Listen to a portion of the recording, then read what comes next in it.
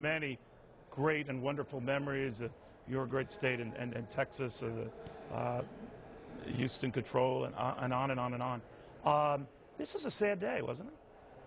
Yeah, I think so, because, Neil, when you think about American exceptionalism, the uniqueness of us as a people, the fact that we were challenged by leadership such as John F. Kennedy, who was president at the time, to put a man on the moon, and we answered that challenge. So I think that what you see now is really a sad day for America and, of course, the Space Coast down in Florida, because it's almost as if we're not challenging ourselves to reach for the stars. And I think we also, from a national security perspective, have to understand that the next new dimension in this 21st century battlefield is outer space and the dominance of the cyber arena. Did it strike you as odd, Congressman, that more people were fixated on this ongoing saga getting this shuttlecraft from Washington to New York than they were, save some tragic launches, any that we had seen in the great space days? Well, I think that people were still focused on the launches. Of course, when we had the one shuttle that landed here in Washington, D.C., it made several loops around the Capitol area, and a lot of the staff here wanted to catch a glimpse of that. And the sad thing is that for many of them, maybe they thought that this was the last time that they'd be able to see that space shuttle traveling across the air, even though it was a piggyback on 747. So again, we have to not assume this position of leading from behind and thumbing for a ride. That's not what Americans do. We are pace setters. We are the ones who always lead from the front. And I think that if we can restore that type of leadership to this country, and when I was a battalion commander, I didn't ever challenge my unit to do less. I always challenged the unit to do more, and I think that they took pride in that. You know, Congressman, you mentioned John F. Kennedy when he staked out the goal of landing a man on the moon before the decade was out, and many people thought he should be on the moon for such an audacious goal at the time. But that was then when we had little surpluses. This is now when we don't have anything of the sort. So our options are few to non-existent. What do you make of that argument that, sure, it's a great goal to be looking to space, but there's nothing in the cupboard to pay for it? Well, I think one of the most important things, it comes back to leadership. And it comes back to leadership that has a vision, and that's what John F. Kennedy has. And we need to have leadership in this country right now that understands our economic security, our energy security, and national security.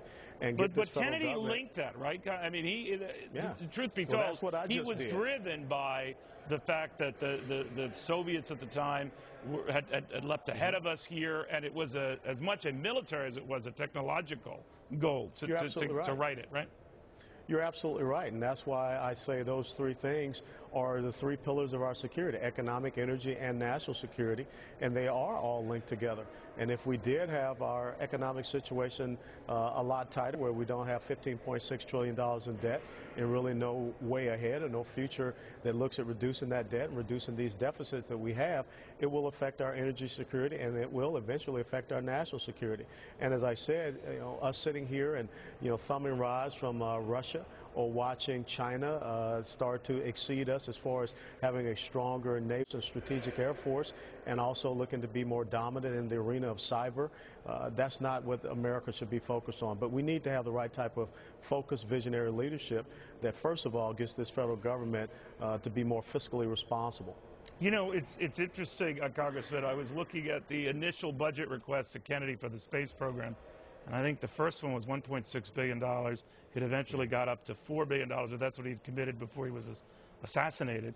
And I'm thinking, $4 billion, that's what we spend a day. Right, exactly. Yeah, so absolutely. The argument is, unless there's a big picture or a big goal or a big cause, this ain't going to happen. And therein lies the rub, right? I mean, what do we have to do to make that a purposeful goal? In other words, one where we can see a bang for the buck. Because a lot of people in this environment say, well, it's just going to be another green energy type debacle. It's going to be another cylinder debacle.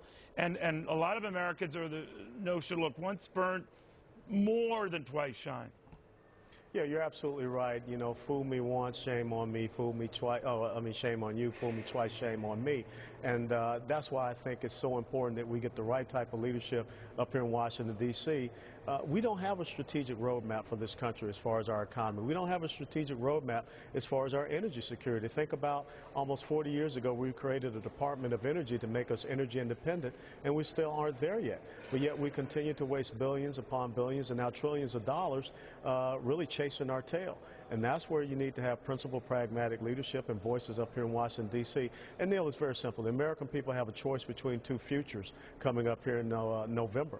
They can continue down the path of being a social, egalitarian, welfare nanny state, or we can get back to, once again, dreaming big dreams for this country and making sure we create the right type of opportunities for future generations. Now, you guys have vacation coming up, I guess, by that man. I never have a vacation, my friend. All right. Well, bottom line, $56 billion deeper in debt while you guys are out.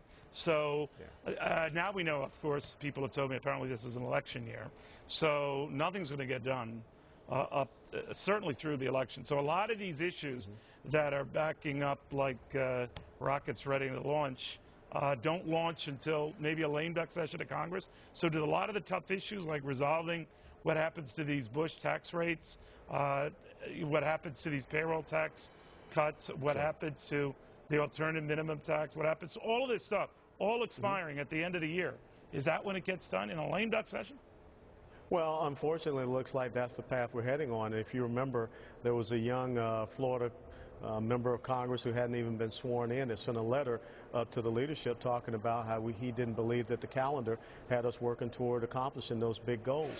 And I think that is one of the reasons why you see a low approval rating for us, because we're not spending the time up here to tackle these problems and situations, especially as far as our economy. When you look at the fact that we could have the largest tax increase that the American people have ever seen next January if we don't start working to do something to provide the certainty. But when you're sitting up here in Washington, D.C., Neil, and you're passing budgets on the House side, but you have a Senate that has not passed a budget in 3 years, you don't have a willing partner. And that's what we need more than anything else, is a willing partner so that we can tackle these big issues and not sit back and talk about electioneering. All right, Congressman, thank you very much.